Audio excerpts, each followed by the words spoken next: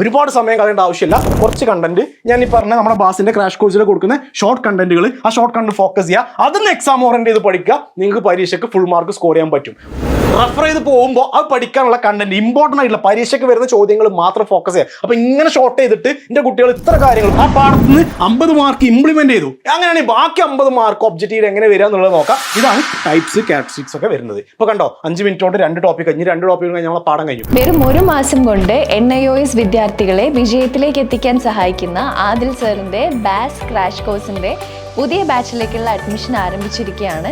Join ചെയ്യാൻ താല്പര്യമുള്ള വിദ്യാർത്ഥികൾ എല്ലാവരും താഴെ കാണുന്ന നമ്പറിലേക്ക് ഉടൻ തന്നെ വിളിക്കുക.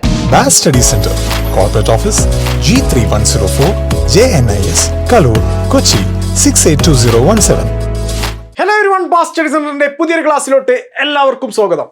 NIOS ഒക്ടോബർ 2024 ക്ലാസ്സുകളാണ് ഇപ്പോൾ നമ്മൾ നോക്കിക്കൊണ്ടിരിക്കുന്നത്. കഴിഞ്ഞൊരു ക്ലാസ്സിൽ ഞാൻ പൊളിറ്റിക്കൽ സയൻസ് എങ്ങനെയാണ് നമ്മൾ പരീക്ഷയ്ക്ക് പഠിക്കേണ്ടത്, ക്വസ്റ്റ്യൻ പേപ്പർ എങ്ങനെയാണ് പരീക്ഷയ്ക്ക് വരുന്നത് എന്നുള്ളതും അതിന്റെ മാർക്ക് ഡിസ്ട്രിബ്യൂഷനും പറഞ്ഞു തന്നു. എത്ര ചോദ്യങ്ങൾ പരീക്ഷയ്ക്ക് എങ്ങനെ വരും എന്നുള്ളത് നമ്മൾ പറഞ്ഞു. സോ അതിന്റെ ബാക്കിയായിട്ട് നമ്മൾ ഇന്ന് നോക്കാൻ പോകുന്നത് അതൊക്കെ ഇംപ്ലിമെന്റ് ചെയ്ത് ഞാൻ നിങ്ങൾക്ക് ഒരു ചോദ്യം വെച്ചിട്ട് നമുക്കൊരു ചാപ്റ്ററിലോട്ട് പോവാം. ആ ചാപ്റ്റർ എങ്ങനെ പഠിക്കണം എന്നുള്ളതാണ്. അപ്പോൾ നമ്മളിന്ന് ശരിക്കും നോക്കാൻ പോകുന്നത് NIOSലെ ഏത് സബ്ജക്റ്റ് ആയിക്കോട്ടെ, പൊളിറ്റിക്സ് മാത്രമല്ല ഏത് സബ്ജക്റ്റ് ആയിക്കോട്ടെ, ഏറ്റവും എളുപ്പത്തിൽ 4 ടോപ്പിക്സ് വെച്ച് പഠിപ്പിക്കാമെന്ന് ഞാൻ പറഞ്ഞാൽ 4 ടോപ്പിക്സ് വെച്ച് പഠിപ്പിക്കുന്ന രീതി, പഠിക്കുന്ന രീതിയാണ് നമ്മൾ നോക്കാൻ പോകുന്നത്. അപ്പോൾ നമുക്ക് നമ്മുടെ ക്ലാസ്സിലോട്ട് പോവാം.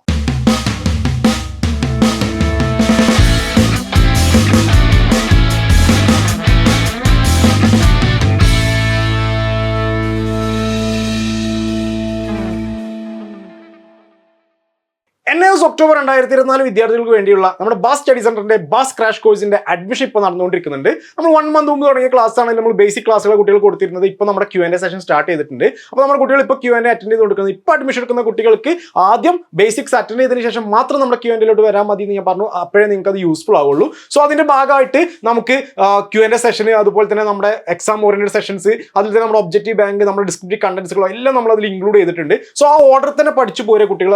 ആ ഒരു നമ്മൾ തന്ന ഒരു ഓർഡർ തന്നെ നമ്മൾ കുറച്ച് കണ്ടന്റ് മാത്രമേ കൊടുക്കുന്നുള്ളൂ. ആ കണ്ടന്റുകൾ പരീക്ഷയ്ക്ക് വരുന്ന രീതിയിലുള്ള കണ്ടന്റുകളാക്കിയിട്ടാണ് കൊടുക്കുന്നത്. അതിൽ തന്നെ നമ്മുടെ ഈ കഴിഞ്ഞ ക്വസ്റ്റ്യൻ പേപ്പറും അതുപോലെ തന്നെ നമ്മുടെ മോഡൽസ് ഒക്കെ വെച്ചിട്ടുള്ള മെറ്റീരിയൽസ് ആണ് നമ്മൾ പ്രിപ്പയർ ചെയ്തിട്ടുള്ളത്. അപ്പോൾ ഇനി ഈ ഒരു ക്രാഷ് കോഴ്സിലോട്ട് ഈ ഒരു ചുരുങ്ങിയ സമയം കൊണ്ട് പഠിച്ച് പാസ്സാവണം എന്ന് വിചാരിച്ചിട്ട് നമുക്ക് ഈ ഒരു ക്രാഷിലോട്ട് ജോയിൻ ചെയ്യണമെന്ന് ആഗ്രഹമുണ്ടെങ്കിൽ താഴെ കാണുന്ന നമ്മളോട് വിളിച്ച് നിങ്ങൾക്ക് ഇപ്പോൾ തന്നെ നിങ്ങളുടെ സീറ്റ് ബുക്ക് ചെയ്യാം. സോ അതിൽ വരുമ്പോൾ ഞാൻ നേരത്തെ പറഞ്ഞ പോലെ ബേസിക്സ്, അതായത് നമ്മുടെ ഫസ്റ്റ് ക്ലാസ്സുകളെല്ലാം എടുത്തതിന് ശേഷം ലാസ്റ്റ് നിങ്ങൾ Q&Aയിലോട്ട് വരിക. എന്നാൽ മാത്രമേ നമ്മൾ ഈ ജേർണിയിൽ ഫുൾ സക്സസ് നമുക്ക് നേടിയെടുക്കാൻ സാധിക്കുകയുള്ളൂ.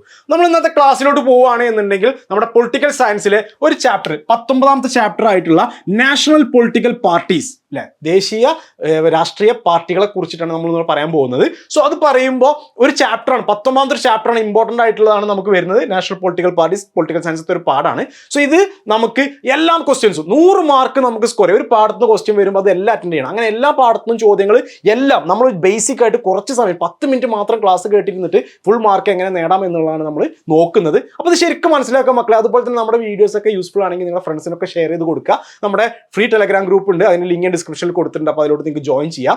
ഓക്കെ, നമ്മുടെ 19ാമത്തെ ചാപ്റ്റർ എന്താ? National political parties. അപ്പോൾ ഞാൻ നേരത്തെ പറഞ്ഞിരുന്നു, എല്ലാ ക്ലാസ്സിലും ഞാൻ പറഞ്ഞ ഒരൊറ്റ കാര്യമാണ്, just go for the 4 topic content. 4 topic content എന്ന് പറയുന്നത് 4 ടോപ്പിക്സേ പറഞ്ഞുള്ളൂ. ഇവിടെ ഞാൻ 4 ടോപ്പിക് പറയുന്നത്, ഒന്ന് പൊളിറ്റിക്കൽ പാർട്ടി എന്താണ്, അതേപോലെ പിന്നെ പറയുന്നത് types and characteristics of political parties, പിന്നെ പറയുന്നത് മേജർ നാഷണൽ പൊളിറ്റിക്കൽ പാർട്ടീസ്, പിന്നെ പറയുന്നത് evolution of party system in India. ഇങ്ങനെ 4 ടോപ്പിക്കാണ് മക്കളെ ഈ 19ാമത്തെ പാഠം എന്ന് പറയുന്നത്. ഈ പാഠത്തിൽ നിന്ന് വരുന്ന ചോദ്യങ്ങൾക്ക് മാർക്ക് നമുക്ക് സ്കോർ ചെയ്യാൻ പറ്റുന്നത് ഈ 4 ടോപ്പിക്സ് പഠിച്ചാൽ തന്നെ മതി. ഇത് 4 ടോപ്പിക്സ് ബേസ് ആയിട്ട് ഇപ്പോൾ ഞാൻ പറഞ്ഞ കണ്ടന്റ് അറിഞ്ഞിരുന്നാൽ നമുക്ക് ഇതിന് ഏത് ചോദ്യം, ഒബ്ജക്റ്റീവ് ആണെങ്കിലും സബ്ജക്റ്റീവ് ആണെങ്കിലും ഏത് ചോദ്യം നമുക്ക് അറ്റൻഡ് ചെയ്യാൻ പറ്റും. സോ നമ്മൾ ഫസ്റ്റ് നോക്കുകയാണെങ്കിൽ പൊളിറ്റിക്കൽ പാർട്ടീസ് എന്ന് പറഞ്ഞാൽ നമ്മുടെ ക്വസ്റ്റ്യൻസ് വരിക, define political parties, what is political party, explain about political parties എന്നുള്ള VSA SALA എന്നുള്ള സബ്ജക്റ്റീവ് ക്വസ്റ്റ്യനും, അതല്ലെങ്കിൽ ഇതിൽ തന്നെ നമുക്ക് പൊളിറ്റിക്കൽ പാർട്ടീസിന്റെ objective questions MCQ, FIB, match the following, 1 word സെന്റൻസോ, ഇങ്ങനെയുള്ള അസഷൻ റിസണിംഗ് ഒക്കെ പോലത്തെ ക്വസ്റ്റ്യൻസ് ആണ് നമുക്ക് ഒബ്ജക്റ്റീവിൽ വരിക.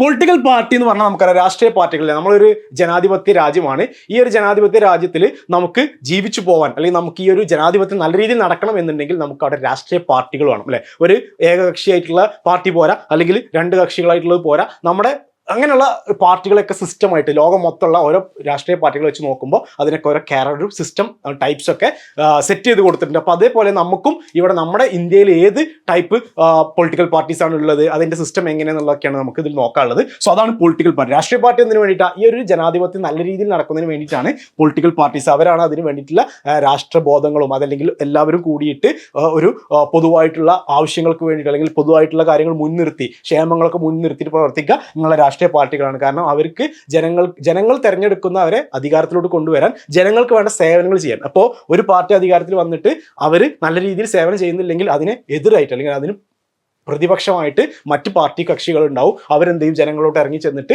ആ മറ്റുള്ള ഭരണകക്ഷികൾ ചെയ്ത മണ്ടത്തരങ്ങൾ അല്ലെങ്കിൽ അവരുടെ തെറ്റുകളൊക്കെ ചൂണ്ടിക്കാണിച്ചുകൊണ്ട് വോട്ട് പിടിച്ചിട്ട് അവർ ഈ ഭരണം മറിച്ചിട്ട് പുതിയ ഭരണത്തിലോട്ട് വരും. അങ്ങനെ ഒരു ഈക്വലൈസ്ഡ് അല്ലെങ്കിൽ ഒരു ബാലൻസ് സിസ്റ്റത്തിലാണ് നമ്മൾ ഈ ഒരു ജനാധിപത്യ സംവിധാനം പോവുക. അതായത് ഒരു ഏകകക്ഷികൾ മാത്രമല്ല, അല്ലെങ്കിൽ ഒരു ഡെമോക്രാറ്റിക് എന്ന് പറയുമ്പോൾ നമുക്ക് ജനാധിപത്യം ഉണ്ടെന്നുള്ളത്. ജനാധിപത്യം ഇല്ലാതെ ഒരു ഓട്ടോക്രാറ്റിക് സിസ്റ്റമാണ് അല്ലെങ്കിൽ ഒരു രാജഭരണമൊക്കെ ആണ് എന്നുണ്ടെങ്കിൽ, മൊണാർക്കൽ റൂളൊക്കെ ആണെന്നുണ്ടെങ്കിൽ ഈ ഒരു സിസ്റ്റത്തിന് ഈ പൊളിറ്റിക്കൽ പാർട്ടി ഒന്നും അവിടെ പ്രസക്തിയില്ല. സോ പൊളിറ്റിക്കൽ പാർട്ടീസിന്റെ പ്രസക്തി എന്ന് പറയുന്നത് ഒരു ഒരു ഒരു ഡെമോക്രാറ്റിക് കൺട്രി അല്ലെങ്കിൽ ഒരു ജനാധിപത്യ രാജ്യത്തിൽ മാത്രമേ ഇതിന്റെ ആവശ്യകത ഉള്ളൂ. കാരണം ജനങ്ങൾക്ക് വേണ്ടിയിട്ടാണ് ഈ രാഷ്ട്രീയ പാർട്ടികളൊക്കെ രൂപം കൊള്ളുന്നത്. ജനങ്ങൾക്ക് വേണ്ടിയിട്ടാണെന്ന് പറയും. ഇപ്പോൾ ഒക്കെ ഒരുപാട് പാർട്ടികളിലൊക്കെ ഒരുപാട് പ്രശ്നങ്ങൾ നമുക്കറിയാം, ഒരുപാട് കറപ്ഷൻസ് കാര്യങ്ങളൊക്കെ ഉണ്ടെങ്കിൽ പോലും ഇതിന്റെയൊക്കെ ആശയം, അതിന്റെയൊക്കെ ഒരു ഉദ്ദേശം ഇതാണ് എന്നുള്ളത് മനസ്സിലാക്കുക.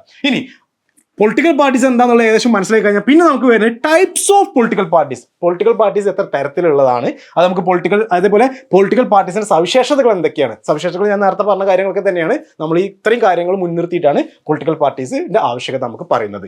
ഇനി ടൈപ്സ് ഓഫ് പൊളിറ്റിക്കൽ പാർട്ടീസ് ആണ് നമുക്ക് ഞാൻ നേരത്തെ പറഞ്ഞ പോലെ തന്നെ വൺ പാർട്ടി സിസ്റ്റം ഉണ്ട്, ഒരൊറ്റ പാർട്ടി. ഇപ്പോൾ ചൈനയൊക്കെ പോലത്തെ രാജ്യങ്ങളിൽ നമുക്കൊരു കമ്മ്യൂണിസ്റ്റ് പാർട്ടി മാത്രമേ ഉള്ളൂ. ഇപ്പോൾ റഷ്യ എന്ന രാജ്യങ്ങളിൽ ഒരു പാർട്ടി മാത്രമേ ഉള്ളൂ എന്നുണ്ടെങ്കിൽ അവിടെ വൺ പാർട്ടി സിസ്റ്റം ആയിരിക്കും. ഓക്കെ, ഇനി ടു പാർട്ടി സിസ്റ്റം വരുന്നുണ്ട്. രണ്ട് പാർട്ടികൾ, ഇപ്പോൾ കാനഡ, US, അമേരിക്ക ഒക്കെ പോലത്തെ രാജ്യങ്ങളിൽ രണ്ട് പാർട്ടികളാണ് മാറി മാറി ഭരിക്കുന്നത്. ഇനി മൾട്ടി പാർട്ടി സിസ്റ്റം ഉണ്ട്. നമ്മുടെ ഇന്ത്യ പോലത്തെ രാജ്യങ്ങളിൽ, ഇന്ത്യയിലൊക്കെ മൾട്ടി പാർട്ടി സിസ്റ്റമാണ്. ജപ്പാന് ഒക്കെ ഫ്രാൻസിലൊക്കെ മൾട്ടി പാർട്ടി സിസ്റ്റം. കാരണം ഇവിടെ നമുക്ക് ഇന്ത്യയിൽ ഒരുപാട് രാഷ്ട്രീയ പാർട്ടികളുണ്ട് അല്ലേ. അപ്പോൾ ഒരുപാട് പാർട്ടികളുള്ളതിനെ മൾട്ടി പാർട്ടി സിസ്റ്റം എന്ന് പറയും. അത് അടിസ്ഥാനത്തിലാണ് ആ സ്ഥലത്ത് എത്ര പാർട്ടികളാണോ നിലനിൽക്കുന്നത് അതിനനുസരിച്ച് one party system, two party system, three party system. ഇതാണ് ടൈപ്സ്, ക്യാരക്ടറിസ്റ്റിക്സ് ഒക്കെ വരുന്നത്. ഇപ്പോൾ കണ്ടോ, 5 മിനിറ്റ് കൊണ്ട് 2 ടോപ്പിക് കഴിഞ്ഞ്, 2 ടോപ്പിക് കഴിഞ്ഞ് നമ്മളെ പാഠം കഴിഞ്ഞു. ഓക്കെ, സോ തേർഡ് ക്വസ്റ്റ്യൻ എന്താ? Major national political parties. പ്രധാനപ്പെട്ട അല്ലെങ്കിൽ മേജർ ആയിട്ടുള്ള political parties, national political parties ആണ് നമ്മുടെ നാട്ടിലുള്ള. നമുക്കറിയാം, ഒന്ന് BJP, ഭാരതീയ ജനതാ പാർട്ടി. ഇപ്പോൾ നമ്മളതിനെ സഖ്യത്തിന് നമ്മൾ എന്ത് പറയും? NDA, നാഷണൽ ഡെമോക്രാറ്റിക് അലയൻസ് എന്ന് പറയും. പിന്നെ നമുക്കുള്ള ഏതാ? Indian national Congress. അതിന്റെ അലയൻസിന് നമ്മൾ UPA പറയും. ഇപ്പൊ നമുക്കറിയാം ഇന്ത്യ അണ്ടർ സഖ്യം വന്നിട്ടുണ്ട് അല്ലേ.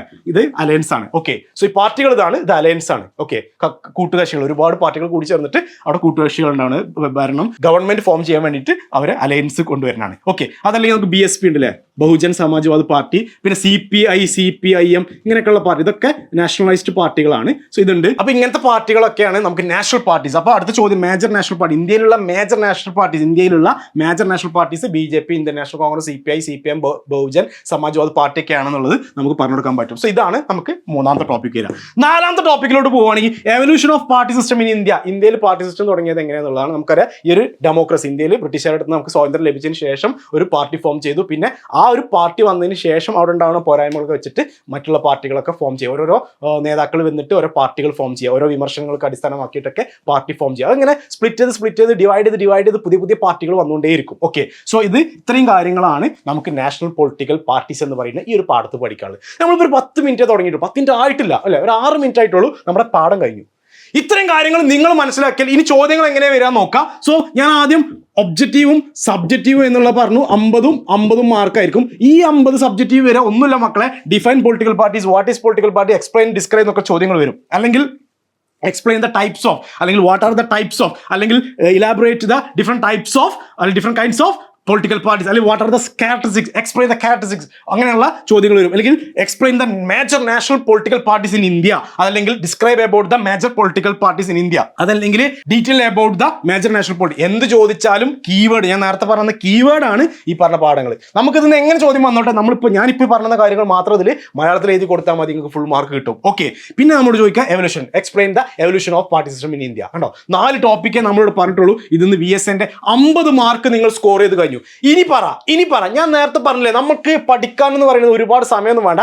NAOS സിലബസ് 2 വർഷം സിലബസ് ആണ്. ഒരിക്കലും NAOS ഇത് ഫുള്ള് കുത്തിരുന്ന് പഠിക്കാൻ വേണ്ടിയിട്ട് കുട്ടികൾ പറയുന്നില്ല. NAOS ഡിപ്പാർട്ട്മെന്റ് പ്രോസ്പെക്ടസ് നല്ല വൃത്തിയിൽ പറയുന്നുണ്ട് ഇതൊക്കെ ഫുള്ളായിട്ട് ക്ലാസ്സുകളൊന്നും NAOS പ്രൊവൈഡ് ചെയ്യില്ല. അത് എക്സാമിന് വേണ്ടി റെഫർ ചെയ്ത് പോകാനാണ് പറയുന്നത്. പക്ഷേ റെഫർ ചെയ്ത് പോകുമ്പോൾ അത് പഠിക്കാനുള്ള കണ്ടന്റ് ഇമ്പോർട്ടൻ്റ് ആയിട്ടുള്ള പരീക്ഷയ്ക്ക് വരുന്ന ചോദ്യങ്ങൾ മാത്രം ഫോക്കസ് ചെയ്യുക. അപ്പൊ ഇങ്ങനെ ഷോർട്ട് ചെയ്തിട്ട് എൻ്റെ കുട്ടികൾ ഇത്ര കാര്യങ്ങൾ ഇപ്പോൾ ഒരു 10 മിനിറ്റ് കൊണ്ട് ഒരു പാഠം പഠിച്ചു, ആ പാഠത്തിൽ നിന്ന് 50 മാർക്ക് ഇംപ്ലിമെന്റ് ചെയ്തു. അങ്ങനെയാണെങ്കിൽ ബാക്കി 50 മാർക്ക് ഒബ്ജക്റ്റീവ് എങ്ങനെ വരിക എന്നുള്ളത് നോക്കാം. ഇനി ഒബ്ജക്റ്റീവിൽ നമ്മൾ വരികയാണ് എന്നുണ്ടെങ്കിൽ നമുക്കറിയാം MCQ ടൈപ്പ് ക്വസ്റ്റ്യൻ ആണ് എന്നുണ്ടെങ്കിൽ dash is a national political party, dash is a fill in the blanks, അതായത് MCQ അല്ല sorry fill in the blanks ആണെന്നുണ്ടെങ്കിൽ dash is a national political party. ആ ഡാഷിൽ ഓപ്ഷൻ കൊടുത്തിട്ടുണ്ടാവും A BJP, B നമ്മുടെ നാട്ടിലത്തെ ഏതെങ്കിലും റീജിയണൽ ആയിട്ടുള്ള പാർട്ടി, ഓക്കെ, C അങ്ങനെ റീജിയണൽ പാർട്ടീസ് ഉണ്ടാവും. അപ്പോൾ നാഷണൽ പാർട്ടി ഒന്ന് മാത്രമേ ഉണ്ടാവുള്ളൂ, ഏതാണ് BJP മാത്രം. നമുക്ക് ഉത്തരം ഏതാണെന്ന് പറ്റും, Bharatiya Janata party is a national party, ഇങ്ങനെ കൊടുക്കാൻ പറ്റും. ഇനി ഇതന്നെ നമുക്ക് MCQ ചോദിക്കുകയാണെന്നുണ്ടെങ്കിൽ which one of the following, താഴെ കൊടുത്ത 4 ഓപ്ഷനിൽ ഏതാണ് ഒരു നാഷണൽ പാർട്ടി എന്ന് ചോദിച്ചാൽ നമുക്ക് എപ്പോഴും ഉത്തരം എന്താ, BJP തന്നെ. അപ്പോൾ MCQ വന്നാലും FIB വന്നാലും ഉത്തരം നമുക്ക് എന്ത് ചെയ്യാം, ഒന്ന് തന്നെയാണ്. ഇനി ചിലപ്പോൾ നമ്മളോട് പറയും name any one words and name any national party in India, ഇന്ത്യയിലെ ഏതെങ്കിലും ഒരു നാഷണൽ പാർട്ടിന്റെ പേര് പറയാൻ പറഞ്ഞാൽ നമുക്ക് ഉത്തരം തന്നെ BJP തന്നെയാണ്, അതിൽ മാറ്റമൊന്നുമില്ല. ഓക്കെ, സോ ഇങ്ങനെ നമുക്ക് കൊടുക്കാൻ പറ്റും. ഓക്കെ ആണോ? ഇനി നമ്മളോട് അടുത്ത ക്വസ്റ്റ്യൻ ചോദിക്കുന്നത് ട്രൂ ഓർ ഫാൾസ് ആണ്. അപ്പൊ നമ്മളോട് ചോദിക്കുന്നത് ഇങ്ങനെ BJP is not a national party എന്ന് പറഞ്ഞാൽ, BJP ഒരു ദേശീയ പാർട്ടി അല്ല എന്ന് പറഞ്ഞാൽ നമ്മൾ വിശ്വസിക്കോ? ഇല്ല. അപ്പൊ അതെന്താ, ഫാൾസ് ആണ്. ഈ ചോദ്യം BJP is a national party എന്ന് ചോദിച്ചാൽ അത് ട്രൂ ആണ്, അത് ശരിയാണ്. ഓക്കെ, കണ്ടോ? ഇങ്ങനെയൊക്കെയാണ് ചോദ്യങ്ങൾ ഫോം ചെയ്യുക. അപ്പൊ അതും നിങ്ങൾക്ക് 50 മാർക്ക് സ്കോർ ചെയ്തു. സോ 50 മാർക്ക് സബ്ജക്റ്റീവ് സ്കോർ ചെയ്യാൻ പറ്റി, 50 മാർക്ക് ഒബ്ജക്റ്റീവ് സ്കോർ ചെയ്യാൻ പറ്റി, ഒരു ചാപ്റ്റർ 5 മിനിറ്റോട് പഠിക്കാനും പറ്റി. ഇത്ര ഉള്ളു കാര്യങ്ങൾ. പൊളിറ്റിക്സ് ആയാലും ശരി, sociology, economics, history, business studies, accountancy, physics, chemistry, biology, mathematics, English, Malayalam, അറബി, ഏതായിക്കോട്ടെ പഠിക്കുന്ന സ്ട്രാറ്റജി ഇതാണ് മക്കളെ. NAOSൽ ഒരുപാട് സമയം കളയേണ്ട ആവശ്യമില്ല. കുറച്ച് കണ്ടന്റ് ഞാൻ ഈ പറഞ്ഞ നമ്മുടെ ബാസിന്റെ ക്രാഷ് കോഴ്സിൽ കൊടുക്കുന്ന ഷോർട്ട് കണ്ടന്റുകൾ, ആ ഷോർട്ട് കണ്ടന്റ് ഫോക്കസ് ചെയ്യുക, അതിന് എക്സാം ഓറിയന്റ് ചെയ്ത് പഠിക്കുക. നിങ്ങൾക്ക് പരീക്ഷയ്ക്ക് ഫുൾ മാർക്ക് സ്കോർ ചെയ്യാൻ പറ്റും. ഓക്കെ, ഈ ഒരു ക്ലാസ് എല്ലാവർക്കും യൂസ്ഫുൾ ആയി വിചാരിക്കുന്നുണ്ട്. മറ്റൊരു ക്ലാസ് ആയിട്ട് നമുക്ക് വീണ്ടും കാണാം. അതുവരേക്കും താങ്ക് യു.